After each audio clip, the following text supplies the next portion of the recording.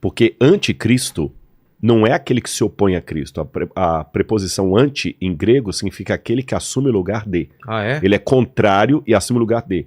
Então, ser anti-Vilela não é ir para um outro podcast falar mal do Vilela.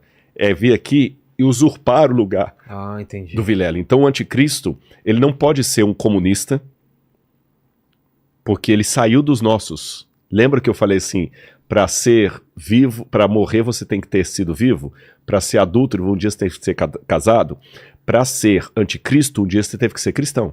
Entendi. Então o anticristo não pode ser o primeiro-ministro da China, o anticristo não pode ser um líder muçulmano, porque o anticristo tem que ser alguém que saiu daqui. Então vai ser alguém do cristianismo.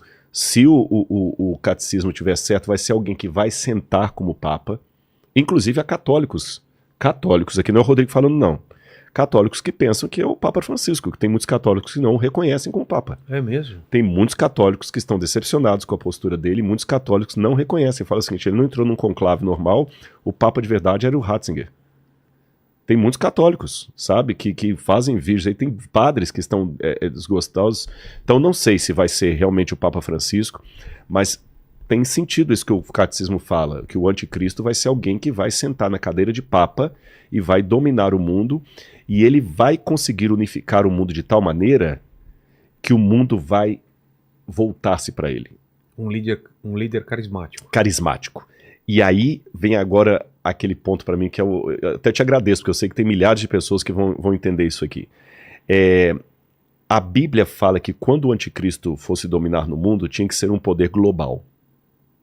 Porque no Apocalipse 13 fala, não poderá comprar nem vender, a não ser aquele que tem a marca da besta e o número do seu nome. Há muitas pessoas que pensam que a marca vai ser uma tatuagem, viu, Paquito? Mas fique tranquilo que não vai ser uma tatuagem, na minha opinião.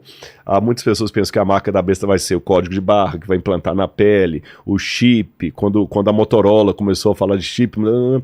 Para mim, a marca da besta é um sinal espiritual.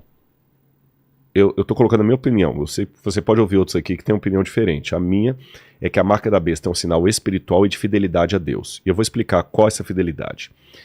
No Apocalipse, não sei se está claro, se está cansativo, não, tá dando pra ir? Super claro. Depois eu quero voltar para a mulher lá montada no dragão, lá, o que vem depois. Mas aquela mulher montada no dragão, que ela vai continuar perseguindo o povo de Deus até onde e ela vai amadurecer até virar o anticristo nos últimos tempos. Ah, é isso então? Exatamente, eu não deixei entendi. claro. É que o anticristo, na verdade, é a culminação de um movimento que já começou desde os tempos apostólicos. Exato. Nos tempos apostólicos, através de pessoas que estavam ensinando heresias. Depois, a partir do período bizantino, esses hereges se juntam com Roma,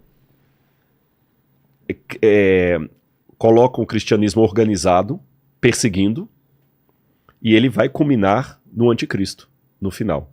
Que ele vai conseguir, com esse poder cristão, unificar o mundo. O anticristo é um cristão. O anticristo não é um ateu. O anticristo não é um muçulmano. O anticristo não é... Porque o anticristo é um ser apóstata. Exato. E como eu falei, falar que o anticristo é um ateu é a mesma coisa de falar que o adúltero é solteiro. É a mesma coisa de falar que o órfão cometeu patricídio. Não tem como. Você está entendendo? E aí o que acontece? Pelo que Apocalipse dá a entender, o diabo ele sempre faz um espetáculo paralelo ao de Deus. É como uma bolsa da Louis Vuitton comprada na 25 de março. Ela é igualzinha da que está lá na loja cara da França. Mas não tem a mesma qualidade. Ela parece, mas não é igual. O diabo, ele imita a Deus, mas ele não tem a qualidade de Deus. E o Apocalipse mostra, tudo que Deus faz, o diabo faz. Por exemplo, a imagem do Apocalipse de Cristo apresenta Jesus como um cordeiro degolado que se assenta no trono de Deus Pai. Aí você vai no capítulo 13, a besta aparece como um animal degolado que se assenta no trono do dragão. Jesus, o animal degolado que se assenta no trono de Deus Pai, está vivo. A besta, como animal degolado que se assenta no trono do dragão, também está viva, porque ela sobreviveu à ferida mortal. O cordeiro, que é Cristo, recebe a adoração de todo o universo. A besta faz uma imagem pedindo que todos a adorem, e ela fala como cordeiro. Então o diabo vai imitando muito a Deus. Sendo assim, eu tenho uma pista para o que seria a marca da besta.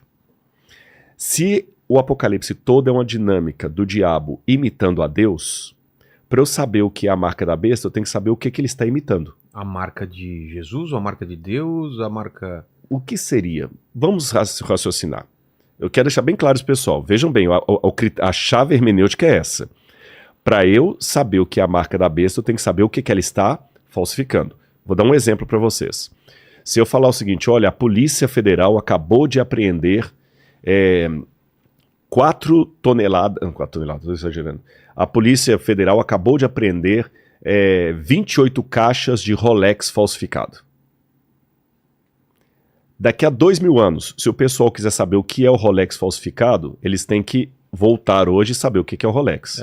Rolex falsificado não é uísque. Exato. Rolex falsificado não é caneta. Rolex falsificado não é celular. Qual a única coisa que pode ser um Rolex falsificado? Um relógio. Um relógio. Ponto. Quem desconhece o que é o Rolex hoje, vai inventar um monte de coisa.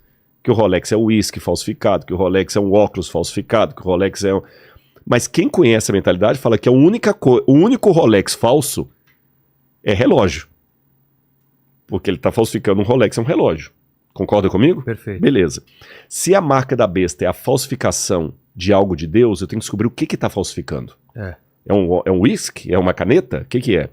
Quando você vai ao Antigo Testamento, Deus dá uma ordem aos hebreus lá no livro de Deuteronômio, e essa ordem aqui é precisa porque aqui Deus resume qual é a essência do judaísmo. Aqui a essência do judaísmo está aqui, olha, que é o Shema Israel, Adonai Eloheinu, Adonai Echad. Eu ouvi Israel, o Senhor teu Deus é único. Leia para mim, por favor, Deuteronômio capítulo 6, esse versículo aqui em diante, ó. Escute Israel, é esse? O Shema Israel, escuta Israel. Escute Israel, o Senhor, nosso Deus, é o único Senhor. Portanto, ame o Senhor, seu Deus, de todo o seu coração, de toda a sua alma e com toda a sua força. Essas palavras que hoje lhe ordeno estarão no seu coração. Você as inculcará. Inculcarás é colocar na cabeça de ensinará. Tá. Eu estou inculcado com isso, eu estou pensando nisso. Você as inculcará a seus filhos e delas falará quando estiver sentado em sua casa, andando pelo caminho, ao deitar-se e ao levantar-se. Também deve amarrá-las como sinal na sua mão. Isso. E que mais? Continua. E elas lhe serão por frontal entre os olhos. Frontal entre os olhos é onde? Na testa. Na testa. E você as escreverá nos umbrais das suas da portas. sua casa e das suas portas. Olha que interessante. Quando você foi a Jerusalém, você viu alguns judeus com uma caixinha preta aqui, amarrada aqui, eu não entendi. Né? Aquilo ali é o tefilim. O tefilim é justamente o cumprimento do que está aqui em Deuteronômio. Ele pega o resumo da lei, que é o Shema Israel, Adonai Eloheinu, Adonai Echad, que é o resumo da lei, e ele coloca na testa e na mão. E enrola... Enrola e vai orando. E o anticristo coloca também um sinal onde? Na testa, só que na mão direita. Tá vendo a paródia? É a bolsa igualzinha da Louis Vuitton. É um relógio Rolex falso.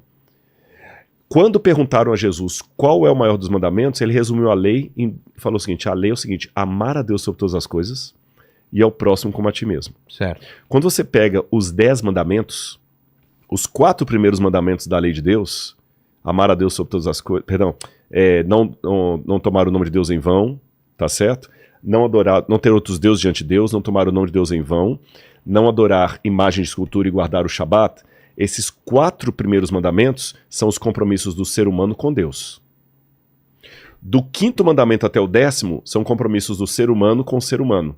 Você tem que honrar pai e mãe, não matar, não adulterar, não roubar, não sei o quê. Percebeu? A primeira tábua da pedra são meus compromissos com Deus. Entendi. A segunda parte da pedra, meu compromisso com você. O Shabat eu guardo para Deus. O não adulterar é compromisso com a minha esposa. O não adorar imagem e escultura é com Deus. Honrar pai e mãe é com os meus pais. E Jesus falou, disso resume a lei. Amar a Deus é o semelhante. Aí quando você vai para o Apocalipse, a parte que abre justamente a besta é Apocalipse capítulo 11, versículo 19, que fala o seguinte: viu o sinal no céu E eis o santuário de Deus aberto no céu, e dentro do santuário a arca da aliança no seu santuário. A arca da aliança, você sabe que é a arca dos 10 mandamentos. Que as tábuas estão lá, o maná Exatamente, e os 10 mandamentos. E a vara de Arão. E a vara de Arão. E aqui, quando fala dos que iam lutar contra a besta, aqui fala em várias passagens isso aqui, olha. Olha os que iam lutar contra a besta, esse último verso aqui, ó. O dragão ficou? Isso. O dragão ficou irado com a mulher e foi travar guerra com o restante da descendência dela. Por que com o restante da descendência dela? O que sobrou dela? Porque a mulher lá na frente vai se juntar com o dragão. Certo. Com a besta. É. Então o que sobrou dela? Porque ela mesma virou a casaca. É o que sobrou do cristianismo. O dragão vai travar guerra com o que sobrou do cristianismo. E qual a característica do grupo que sobrou do cristianismo? Ou seja, os que guardam os mandamentos de Deus e têm o testemunho de Jesus. Ou seja, o testemunho de Jesus, eles creem em Jesus e guardam os mandamentos de Deus. Então, quando o anticristo começar... E esse mesmo versículo ele é repetido mais 2 vezes aí no capítulo 14 e no capítulo 13.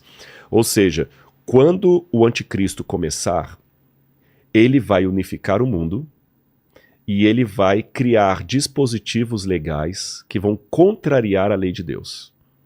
E a grande berlinda é: eu sigo agora o establishment do mundo que vai unificar o mundo, ou eu vou ser fiel à minha consciência?